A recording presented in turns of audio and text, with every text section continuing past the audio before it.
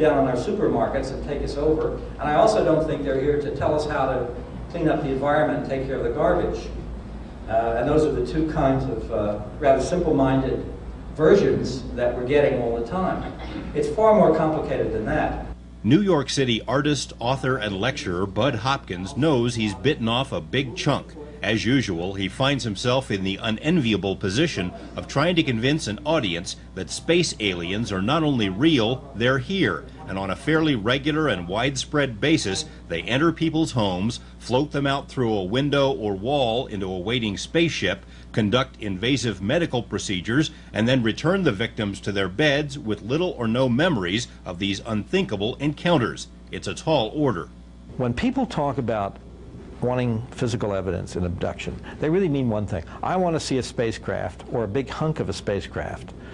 I want to walk up to it and see it, or at least I want to see an alien sitting there, or a dead alien or something. That's what they want, which is almost like saying about some other issue. For instance, did Adolf Hitler commit suicide in Berlin?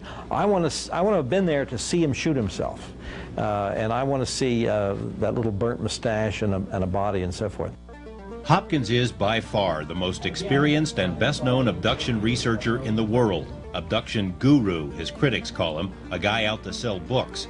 A courageous pioneer, his supporters retort, who is dragging the scientific community kicking and screaming into the 21st century. Hopkins has sold books, no question, lots of them, and his lack of scientific credentials certainly opens him up to bitter criticism from those with degrees on the wall. But if he's a money-grubbing messiah, he is among the most reluctant on record. Nobody wants this to be real. Everybody requires it to be on some kind of shelf of the mind that this really can't be going on. Even I feel that need.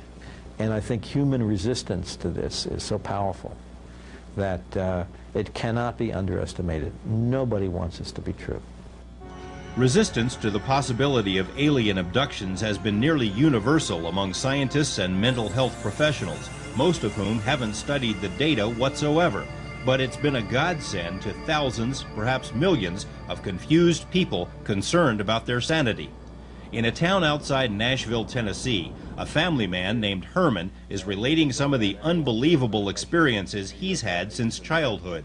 Experiences which didn't make sense until he read about the abduction syndrome.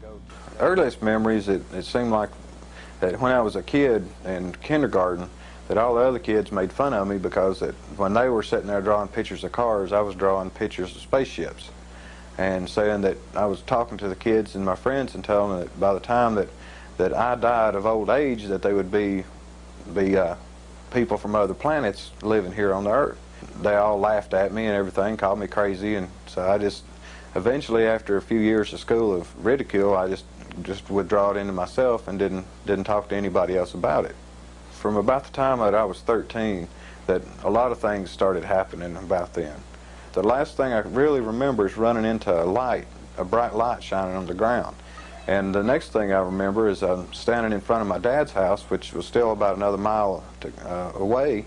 I'd missed about an hour to an hour and a half of time. And the next morning when I got up, I noticed little scars on each arm, and they looked like a little pizza cutter had been rolled down my arm and pulled out little plugs of skin.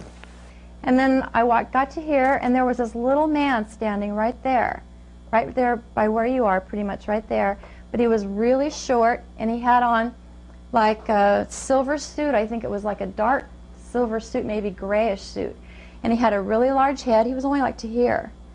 Nancy Anderson of Las Vegas has conscious memories of several encounters with alien beings. She also has other telltale signs of abduction experiences, including periods of missing time, unexplained marks and scars, and memories of physical contact with terrifying entities. When I woke up and that gray was across my knees, I was so scared. I've never been that scared in my entire life. And I tried to move or scream, and I couldn't. I just couldn't. I really tried to fight him, and I couldn't do anything. Nothing would come out. I was just like paralyzed. He wasn't very heavy on me. He was probably weighed about 45 or 50 pounds. He wasn't very heavy. Elka Emmons can't remember what happened to her. All she knows is that she watched a UFO land behind her home in Michigan. The rest is a blank. It just gradually settled down in the field. And at that point, I panicked. And I shut off all the lights, and I went upstairs, and I hid in the corner of the bedroom. And as I told you, I sat there for what seemed to be no more than a minute or two. And then I woke up in the morning.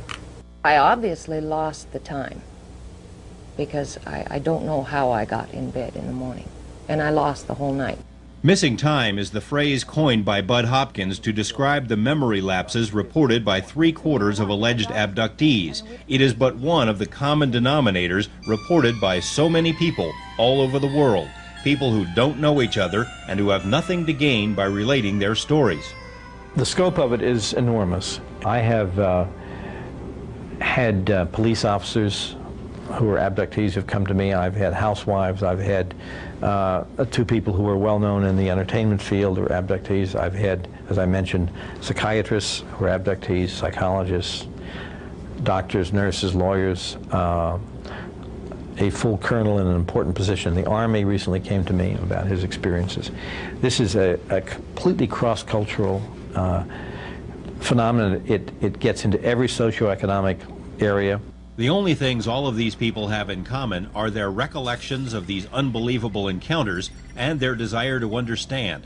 For the most part, they haven't received much help from science or the mental health profession. Such critics as Carl Sagan have dismissed abduction reports as hallucinations, fantasies, hoaxes, or the result of psychiatric traumas brought on by childhood sexual abuse.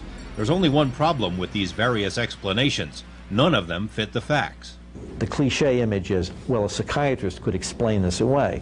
But the psychiatrists themselves are saying, in fact, we can't explain them away. In fact, this is extraordinarily interesting and important.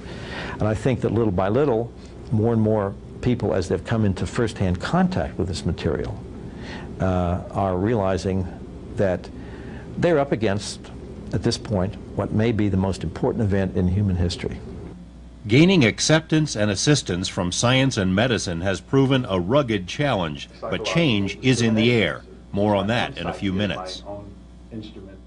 Oh, tell us about the last time when you were abducted, the very last time. If talk radio really is the last bastion of direct democracy, then what is the public trying to tell us about UFOs? Nationally syndicated hosts like Billy Goodman know that the UFO topic, in all of its forms, is a staple.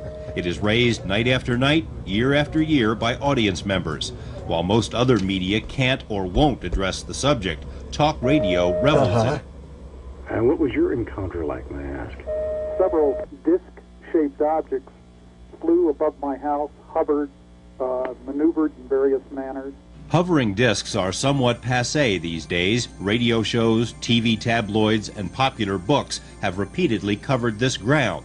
But it almost seems as if the phenomenon itself wants to up the ante. In the 40s and 50s, UFOs were little more than elusive lights in the sky, a popular curiosity. This, for example, is regarded by some as the first modern-era UFO photo, taken in 1947 over Seattle. In the 1960s, the lights started landing.